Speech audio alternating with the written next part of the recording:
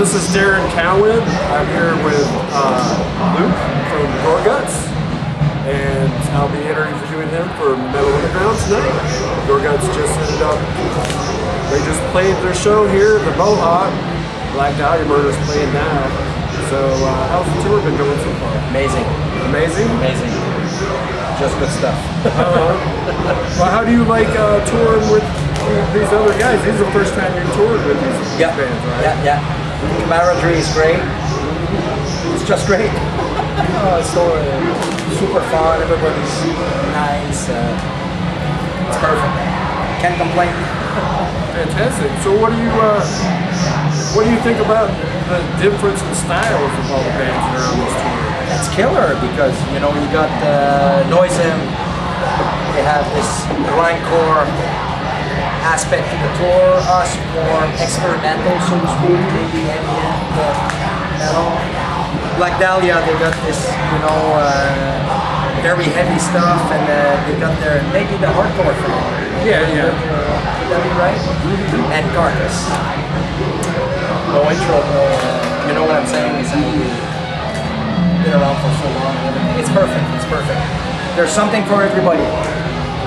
Right. And you guys are playing like in the middle of the car for most. Is that for the whole tour? Yeah. Second spot. Yeah. Why do you like that spot? It's perfect. It's great. I'm very happy. Whatever spot. I mean, we get to play. We get to be part of this. Just yeah, Carcass, man, they're a legendary band. Dude, yeah, they sound awesome. Really, they sound great every night. So,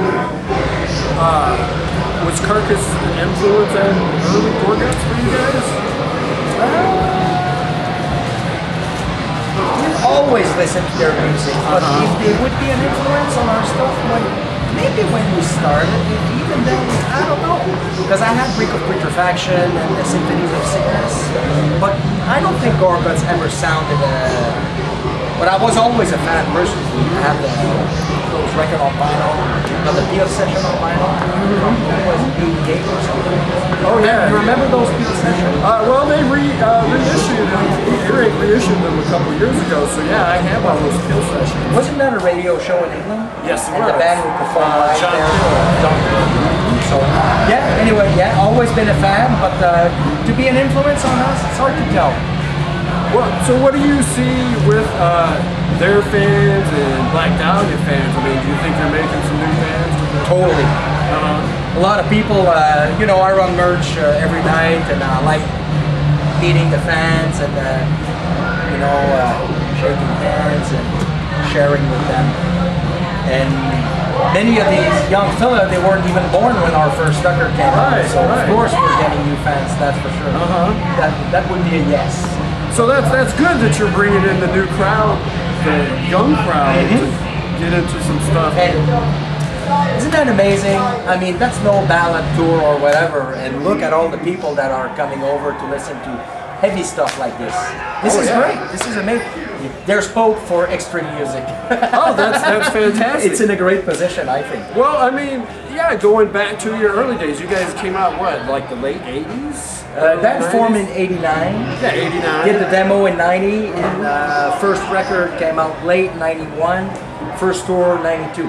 Oh, okay. Yeah. Yeah, well, I mean, that was 22 years ago. Is it more of the same, or do you see a big difference now? Big, huge difference. Of course. Big difference.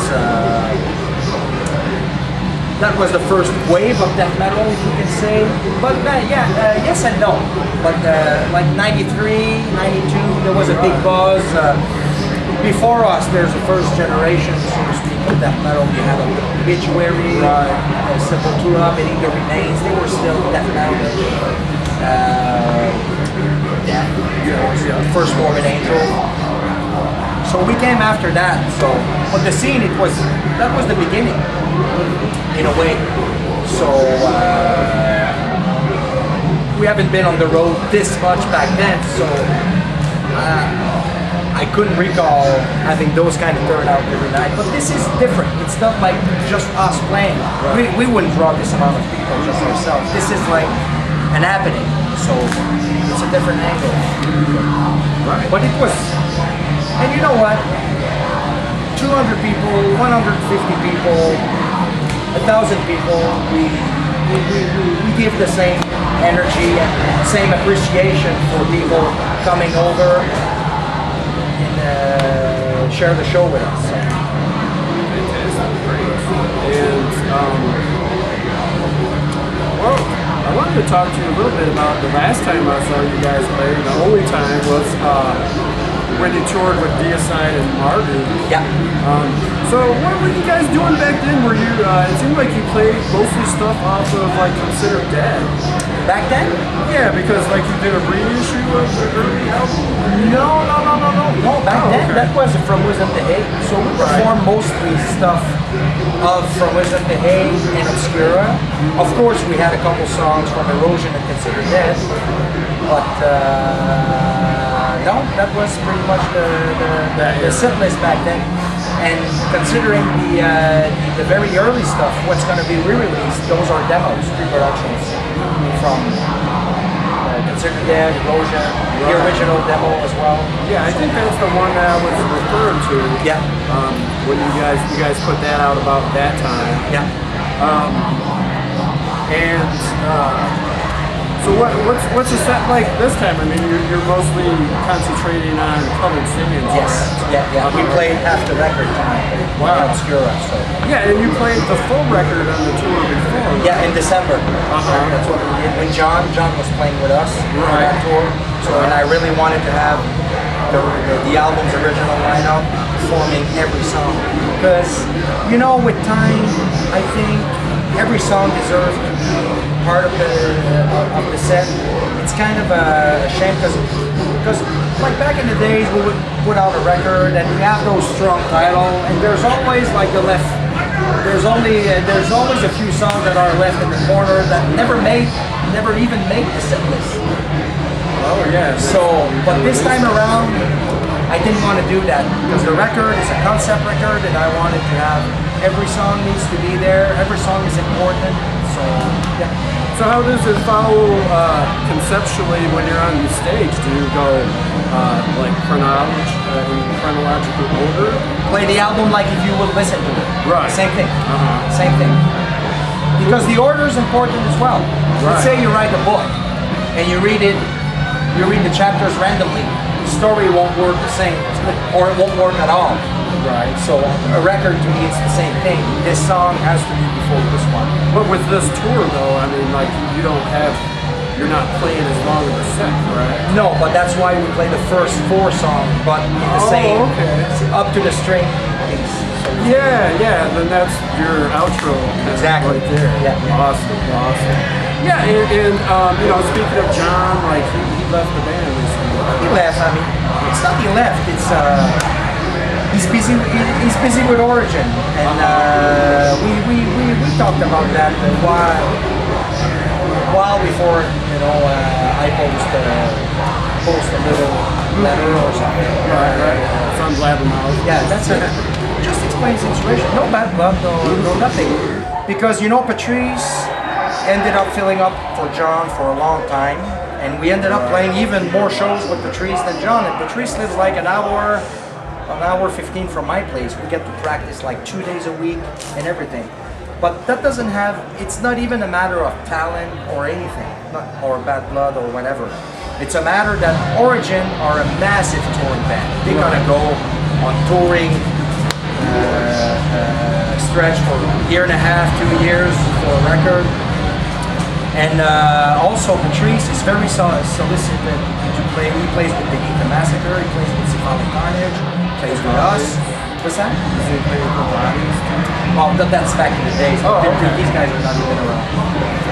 So the thing is, and even he gets offered to play, like lately he got an offer to play like on Dispatch record, or these guys. So, and me, I was checking that coming from a perspective, and you know, the Origin record's being done, it's going to be released sometime this year, and then us, 2014 will be the touring year for Colored Sand, mostly, because it was released in Canada. So 2014, there'll be a lot of touring. And I was seeing that coming, and John being busy, and I'm not gonna start getting replacement for everybody at some point. So that's why, basically.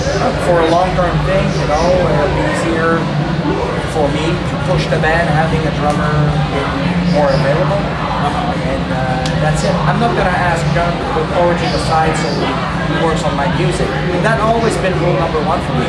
Like the boys, Colin and Kevin, like last November, we had an offer to do a US tour, but they had a tour with Disrhythmia. It's fine, I'll wait. You know, it's a matter of respect, and that's the deal.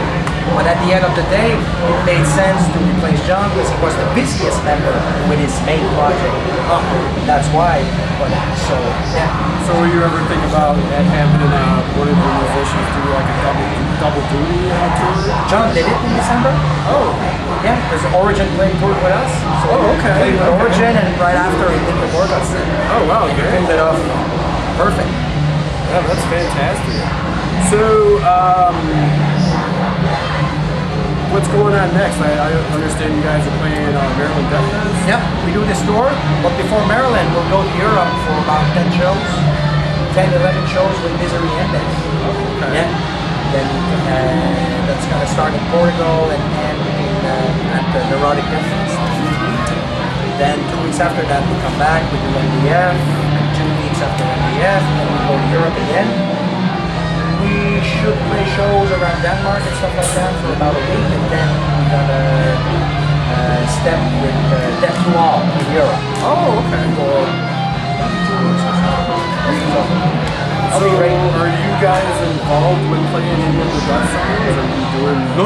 We're gonna open for Death to All in Europe. Oh, awesome. That's great. Yeah, you should enjoy that. I should.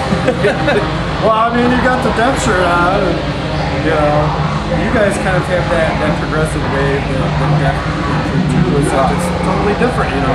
It's because of Chuck, you know, he was such an influence on me. That's why I got like those new guitar made with my friend of mine, his stealth shape. That's a tribute to Chuck. Oh, awesome. Fantastic. Okay, well, we're already out of time. Got about 1 more minute. Okay, well, that's about it for our questions. Do you have a message you would like to relay to your fans? The biggest thank you can imagine, so you can go like 100 times that. So it's just fucking amazing. Thanks for everybody. People are so nice, pumped. They're happy about the music. Makes them smile. Makes them. This is great. That's what art should be about. Fantastic. Gather people together, having a good time. This is great. Fantastic. Thank you. Thank you very much. Appreciate it. Thank you very much. Thank you.